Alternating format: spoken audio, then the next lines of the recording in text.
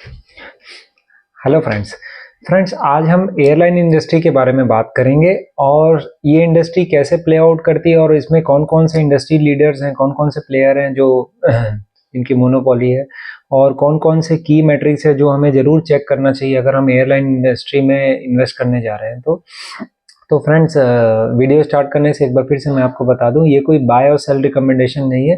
This video is only for educational purpose. तो आइए friends start करते हैं। एयरलाइन इंडस्ट्रीज, ये इंडस्ट्री कैसे काम करती है? फ्रेंड्स, जैसे आप देखोगे इंडिया में जो है अभी अराउंड अराउंड टॉप दो ही प्लेयर्स हैं और कुछ तीन चार प्लेयर्स ही जो चलाते हैं। तो ये डुओपोली इंडस्ट्री है और इसमें जो मेजर है वो इंडिको, इंटर ग्लोब एविएशन, उसका मार्केट अराउंड 60-65% मार्केट शेयर है इंडिया में। और बाकी आपने देखा होगा भी टाटा ने एक्वायर की है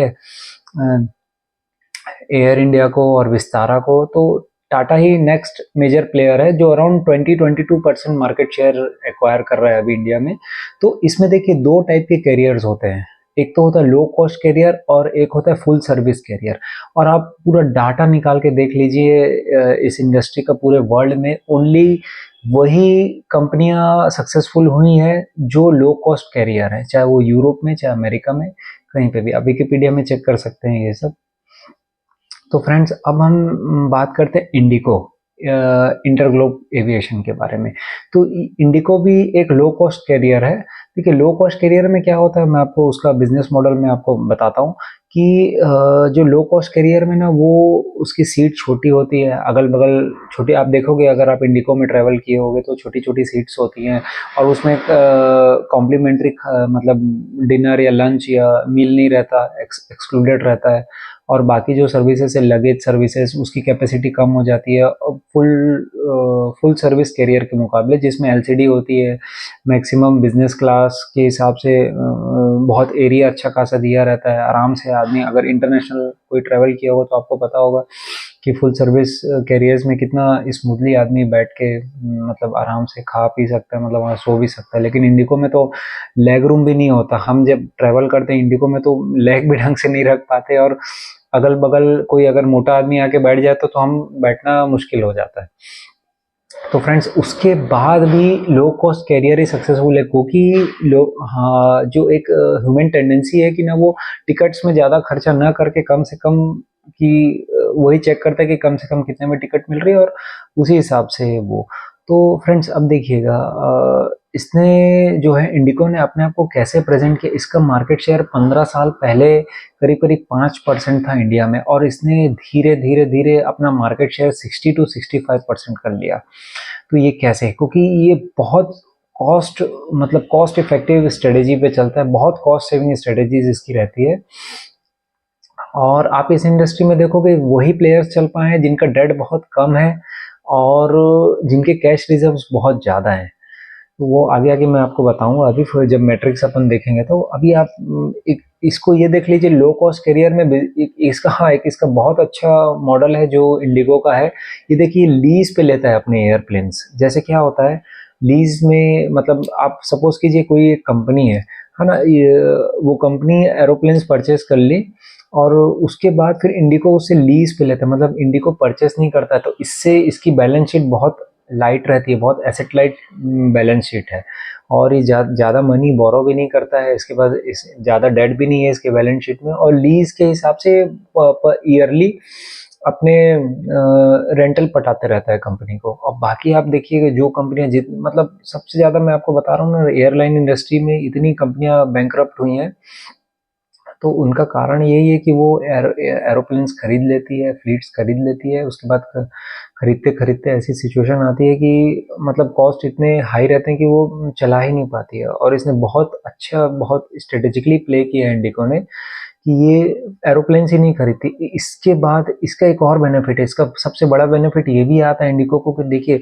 अगर कोई नया इंजन लॉन्च होता है, जैसे ये एयरबस से ही ज़्यादा से ज़्यादा अपने प्लेन्स परचेस करती है। तो जैसे ही कोई नया इंजन आता है, आप कार में भी देखोगे 4th generation, 5th, 6th generation, हर 2-3 साल में तो इंजन रिवाइव होता ही है। तो जितना जल्दी इंजन आता है ना, ये इसको देखिए, इसका तो पेमेंट लग नहीं रहा है, ये तो लीज पे लिए एरोप्लेन, ये तुरंत अपने एरोप्लेन भी शिफ्ट कर देती है, मतलब रिप्लेस कर देती है अपने नए एरोप्लेन को, ऑर्डर भी दे देती है एयरबस को।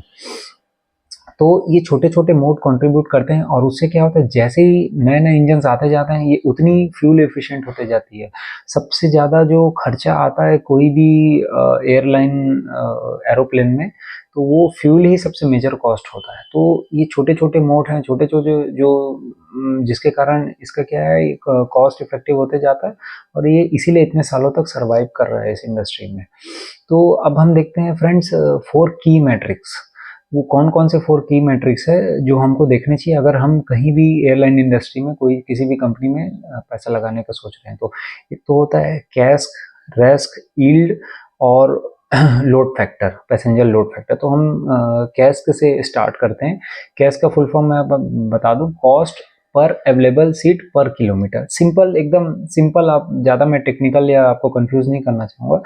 इसका जो भी कॉस्ट आता है इसको, इंडिगो को या कोई भी XYZ अदर कंपनी को, उसका जो पर अवेलेबल सीट है, जैसे 100 सीट अवेलेबल है, और पर किलोमीटर रेंज पे वो कॉस्ट निकालती है कि इस कंपनी को ये प्लेन उड़ाएगी इतने किलोमीटर, तो उसका इतना कॉस्ट बैठेगा। और 100 सीट अगर अवेलेबल है, तो सीधा सीधा आप कॉस्ट को पर अवेलेबल सीट और पर किलोमीटर, जितने भी वो किलोमीटर ट्रेवल करेगी, उसे डिवाइड कर देंगे तो कॉस्ट निकल जाएगा।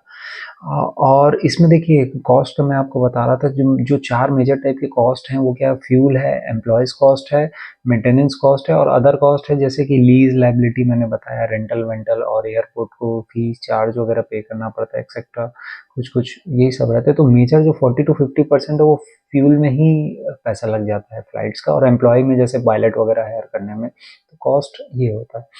अब फ्रेंड्स, मैं आपको बता रहा था कि इंडिगो की बैलेंस शीट आप देखेंगे, तो इंडिगो की, मतलब इसकी बैलेंस शीट में डेट है ही नहीं, जीरो डेट है। आज भी आप स्क्रीनर में चेक करेंगे तो, और इसका करीब लॉन्ग टर्म डेट तो है ही नहीं, और शॉर्ट टर्म डेट इसका आप देखेंगे तो ओनली 1800 करोड़ का है।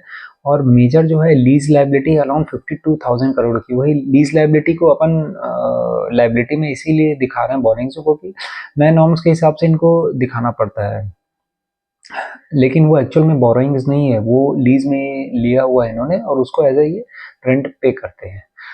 तो फ्रेंड्स, वॉरेन बफेट ने भी एक बार कहा था कि मेजरली एयरलाइन इंडस्ट्रीज क्यों फेल होती है, मतलब जो भी इस इंडस्ट्री में है, मेजर कंपनियां क्यों फेल होती हैं एयरलाइन इंडस्ट्री में। तो उनका ये कहना था, देखिए, इसमें कॉस्ट फिक्स हो जाते हैं कंपनी के, और जैसे अपन मान लेते हैं सपोज के लिए 60 रुपये कॉस्ट है, तो रिवेन्यू का ये बहुत ही वॉलेटाइल कंपनी है। जैसे आप माइक्रो फाइनेंस की जो कंपनी है ना, वैसे ये भी बहुत वॉलेटाइल इंडस्ट्री है।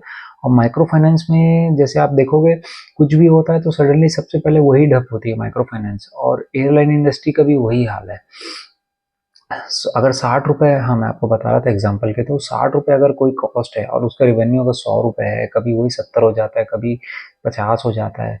तो जिस इंडस्ट्री का कॉस्ट एकदम फिक्स है और रिवेन्यू बहुत वॉलेटाइल है, तो जितना ज़्यादा उसमें ऑपरेटिंग लेवरेज मिलेगा, उतना ही ऑपरेटिंग डी लेवरेज भी मिलता है। मतलब जितना अगर रिवेन्यू अगर बढ़ गया, ठीक है, साइकिल अच्छी रही, मार्केट अच्छा रहा, तो उतना ज़्यादा आप प्रॉफिट भी कमा लोगे।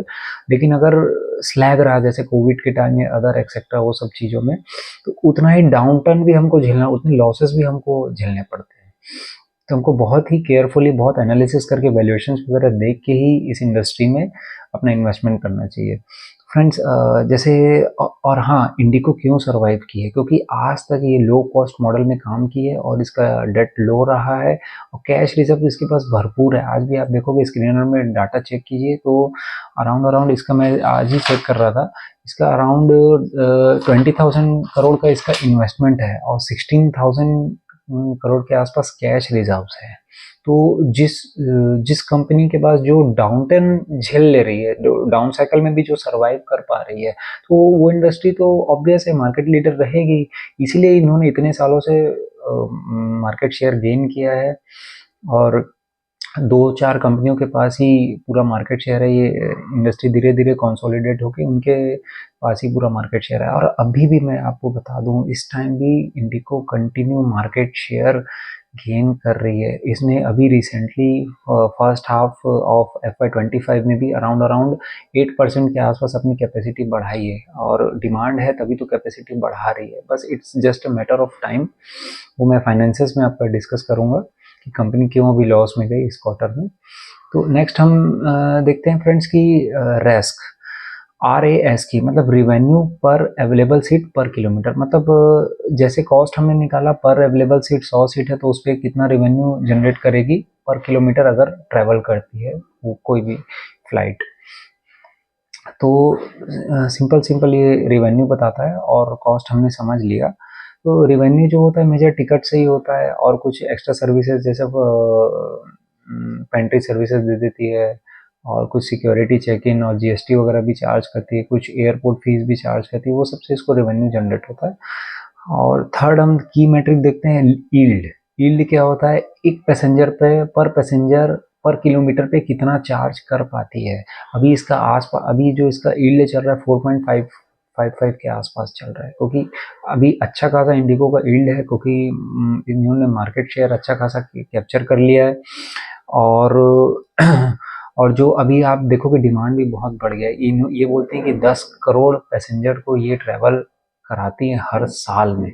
मतलब बहुत बड़ी बात हुई, कितनी बड़ी रिस्पॉन्सिबिलिटी है अभी इंडिगो के ऊपर। 10 करोड़ पैसेंजर्स इंडिया की ये ट्रैवल कराती है एक साल में।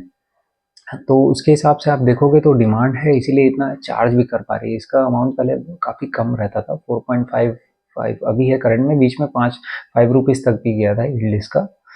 और नेक्स्ट फोर्थ जो है की फैक्टर है वो लोड फैक्टर, मतलब ऑक्यूपेंसी। सीधा आप देखोगे अवेलेबल सीट और ऑक्यूपेंसी, ऑक्यूपेंसी से आप डिवाइड करोगे अवेलेबल सीट को। जैसे मान लीजिए आप 100 सीट अवेलेबल है, अराउंड 80 लोग ट्रेवल कर रहे हैं, 80% टाइम अगर ऑक्यूपाइड है सीट, तो ये सीधा सीधा लोड फैक्टर 80% आएगा। तो लास्ट ईयर से हम क्वार्टर 2 का डाटा मैं लास्ट ईयर से कंपेयर करूँ तो लास्ट ईयर भी इनका 83% के आसपास था ऑक्यूपेंसी रेट या load factor, passenger load factor. और अभी भी इनका पैसेंजर लोड फैक्टर 83% के आसपास ही रहा है। लेकिन मतलब आप देख सकते हो डिमांड कम नहीं हुआ, डिमांड अभी भी बना रहा है। अब आते हैं हम कुछ इसके फाइनेंसेस पे बात करते हैं। क्वार्टर 2 में फ्रेंड्स देखिए, क्वार्टर 2 में क्या हुआ कि इनका रिवेन्यू 14% से ग्रोथ तो हुआ, लेकिन कंपनी ने लॉस शो किया है। क्वार्टर 2 में इसको लॉस हुआ है। तो क्यों लॉस क्यों हुआ, क्योंकि फ्यूल कॉस्ट बहुत बढ़ गए, और दूसरा जो ATR चार्जेस मतलब एयरपोर्ट ट्रांजैक्शन चार्ज वगैरह वो बहुत बढ़ गए।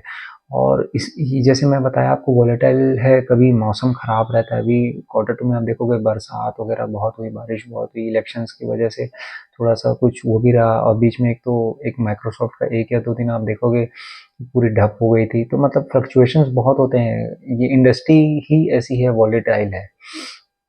और कई बार क्या होता है कि आप देखोगे एयरपोर्ट कंजेशंस इतना बढ़ चुका है कि अगर ये अपने प्लेन भी और ले आए, डिमांड भी आ जाए, उसके बाद भी ये सर्विस नहीं दे पाएगी, क्योंकि इंडिया में अभी उतनी कैपेसिटी ही नहीं है। आप देखोगे भीड़ कितनी बढ़ चुकी है, मतलब कभी कभी तो ऐसा लगता है कि एयरपोर्ट में जाओ तो रेलवे स्टेशन टाइप का, इतनी भीड़ आ जाती है। तो ये सब कारणों से ये कंपनी चाह के भी उतना सर्विस नहीं दे पाएगी। तो ये सब फैक्टर्स को भी हमको देखना चाहिए। ये सिंपल आप ट्रैक करते रहोगे, आप रेगुलर कौन कॉल और उसकी इन्वेस्टर प्रेजेंटेशन हर क्वार्टर में चेक करोगे तो आपको डाटा समझ में आते जाएगा। दूसरा 7-8 क्वार्टर्स तो ये प्रॉफिटेबल रहे, लेकिन इस क्वार्टर में ही इन्होंने लॉस शो किया अपना। और हाँ, इन्होंने कहा, जैसे मैंने आपको बताया, इनकी अवेलेबल सीट पर किलोमीटर मतलब सीटिंग कैपेसिटीज नॉर्मल में ज़्यादा कॉम्प्लिकेट नहीं कर रहा हूँ, 8% से बढ़ी है। और क्वार्टर 2 में, मतलब सॉरी हाफ एच टू में FY25 में और ही कैपेसिटी को अपनी बढ़ा रहे हैं। तो अब देखिए लॉस आप ऐसे भी मान सकते हैं कि फ्यूल कॉस्ट बढ़ गया और ATR चार्जेस बढ़े, और इन्होंने कैपेक्स भी किया अच्छा खासा, क्योंकि इनको पता है और डिमांड आनी है और ये ग्रो कर रहे हैं। और इंडस्ट्री जब डाउन टर्न में रहती है तो और कंसोलिडेट हो जाती है इंडस्ट्री, मतलब ये एज अ मार्केट लीडर और उभर के आते हैं, क्योंकि इनके पास तो डेट है नहीं, कैश रिजर्व्स हैं, तो ये आराम से सर्वाइव कर लेगी साइकिल को। तो H2 में इन्होंने बताया कि और अपनी कैपेसिटी बढ़ाएंगे तो it's just a matter of time, जैसे इनकी कैपेसिटी बढ़ेगी तो हो सकता है अगर सब ठीक ठाक रहा और डिमांड और बढ़ी तो इनके रेवेन्यू और जम कर सकते हैं और कंपनी फिर से वापस अच्छी खासी प्रॉफिट की तरफ बढ़ सकती है। फ्रेंड्स आप देखिए, ये जस्ट ना मैं एनालिसिस इसलिए बताता हूँ कि आप ये फैक्टर्स देख लें और एक एक अपना एक बेसिक वैल्यूएशंस कर लें, उसके बाद कॉमन सेंस लगा के आप अपना कॉल है। ये कोई बाय और सेल रिकमेंडेशन ना माने इसको, ये जस्ट एजुकेशन की हम बताते हैं कि आप ऐसे ऐसे वैल्यू कर सकते हैं और ऐसे ऐसे फंडामेंटल ट्रिगर्स क्या हो सकते हैं एयरलाइन इंडस्ट्री में, या कौन सी कंपनी मेन अभी टॉप लीडर है, उस हिसाब से just for take this just for educational purpose. और अभी जैसे मैंने बताया बैलेंस शीट में इसका डेट जीरो है और लीज लाइबिलिटी भी मैंने आपको बताया, मार्केट लीडर भी है ये, और बस हमको चेक करते रहना है कंटिन्यू। दूसरा रिस्क फैक्टर ये है कि टाटा एंटर कर गया है अब इस एयरलाइन इंडस्ट्री में। जैसे अभी टाटा का दो आ गया है, एयर इंडिया और विस्तारा, तो एक आध शायद कुछ और एयर एशिया भी शायद उसने एक्वायर किया है टाटा ने। बाकी सब जो है गो एयर और स्पाइस जेट वगैरह, उसका तो मैंने देखा भी नहीं क्योंकि ऑलरेडी लॉस मेकिंग है, उनका डेट भी बहुत ज़्यादा है। तो हमको ट्रैक करते रहना है टाटा कैसे प्ले कर रहा है मार्केट, क्या टाटा मार्केट शेयर गेन कर रहा है या इंडिको ही कंटिन्यू मार्केट शेयर गेन कर रहा है। तो ये सब चीज़ें हैं फ्रेंड्स। अगर आपको वीडियो अच्छा लगा तो प्लीज़ अपने फ्रेंड से शेयर करना ना भूलें। Thank you.